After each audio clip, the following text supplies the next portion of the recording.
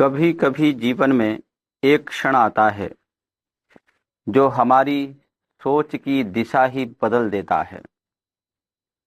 कोई बड़ी घटना नहीं, बस एक छोटी सी चुभन, और मन भीतर से कह उठता है, बस अब बहुत हुआ। आज मैं एक ऐसे ही अद्भुत क्षण की कथा सुनाने जा रहा हूँ।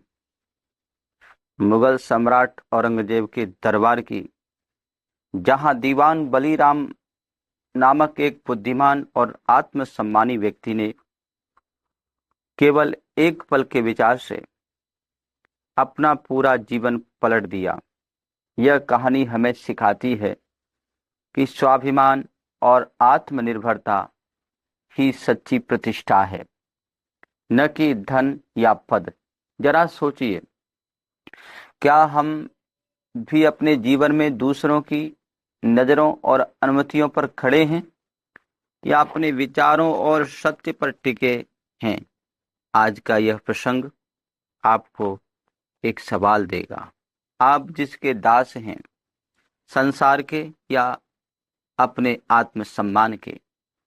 क्या आप कभी ऐसी हालात में रहे हैं जहां आपको लगा कि आपकी उपेक्षा हुई है, लेकिन आपने सह लिया? अगर आपके आत्मसम्मान और आपकी सुविधा में से एक चुनना पड़े, तो आप क्या चुनेंगे? जिसने अपने स्वाभिमान को पहचाना, उसने जीवन की सबसे बड़ी। औरंगजेब की राजसभा में एक थे दीवान बलीराम। मुकदमों की फाइलें तैयार करते थे। अंत में राजा की लिखाई हुई आज्ञा लिखते थे। आज्ञा पर उनके हस्ताक्षर करा लेते थे। प्रतिदिन राजसभा में आते, आकर राजा को नमस्कार करते। नियम यह था कि जब तक राजा नमस्कार करने वाले की ओर देखकर उसे बैठने का संकेत न कर दे, तब तक वह बैठता नहीं था, खड़ा रहता था। एक दिन बलीराम आए, नमस्कार किया। राजा ने उन्हें देखा नहीं। वह पर्याप्त समय तक खड़े रहे। मन में विचार आया कि यह क्या। तब वे राजसभा से चले आए और अभियोगों की फाइलें वहीं रखाई। घर आकर उन्होंने मुनादी करने वालों को बुलाया और कहा, सारे नगर में घोषणा कर दो कि बलीराम ने अपने घर की प्रत्येक वस्तु, समस्त संपत्ति दान कर दी है। जिसको जिस वस्तु की आवश्यकता हो, आकर ले जाए।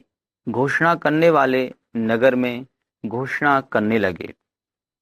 बलीराम स्वयं घर से उठकर जमुना के किनारे चले गए। रेत में जाकर लेट गए।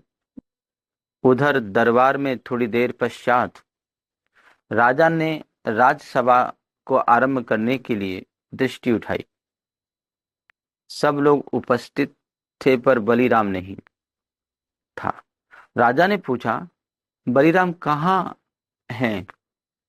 दूसरे लोगों ने बताया, महाराज, वह आया था, आपको नमस्कार किया, खड़ा रहा, आपने देखा नहीं, इसलिए फाइलें रखकर चला गया।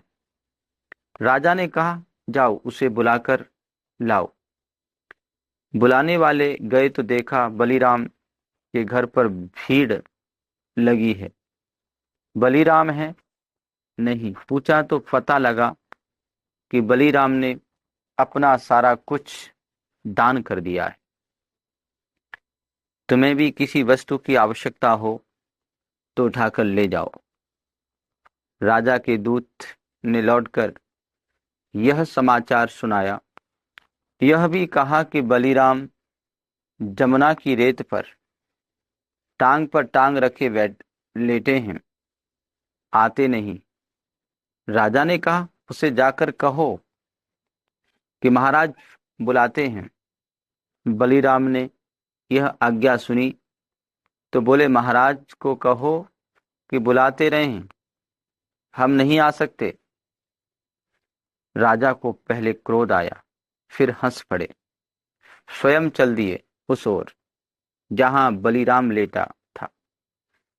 उसके पास पहुंच गए। बलिराम उठा नहीं। राजा ने पूछा, बलिराम ये पाम कब से फैलाए? बलिराम ने कहा, जब से हाथ समेट लिए महाराज। और मस्ती भरी वाणी में बोले, चूं बंदाए बंदा बोदम नजरत न नवा खती, आके कदम बर दरे बंदा परवर, निहादम बंदा दरम ताकती। जब तक मैं तेरा दास था तू मेरी ओर आंख उठाकर देखता नहीं था।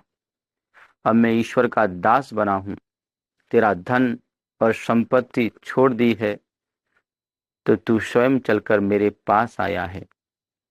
तेरे इस संसार में मुझे लेना क्या है? यह है विचार शक्ति। राजसभा में खड़े हुए बलिराम के हृदय को एक धक्का लगा। एक विचार उत्पन्न हुआ और उस विचार ने उसे कहां से कहां पहुंचा दिया। यह प्रसंग हमें सिखाता है कि धन और पद से बढ़कर हमारा स्वाभिमान और आत्मनिर्भरता है।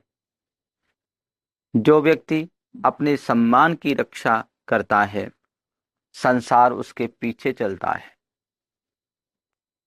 मित्रों, धन और पद तो आज है, कल नहीं भी हो सकता, लेकिन जो चीज कभी खोनी नहीं चाहिए वह है आत्मसम्मान।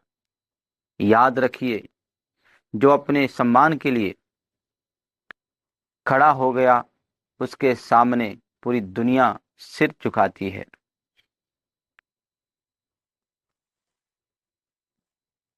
तूफानों से जो टकराए वही नाव किनारे लाए, जो अपने मान पे अड़ जाए उसे झुका न पाए कोई। मुस्कुराते हुए हाथ जोड़कर स्वाभिमान, यही सच्चा राज। नमस्ते। इति ओम।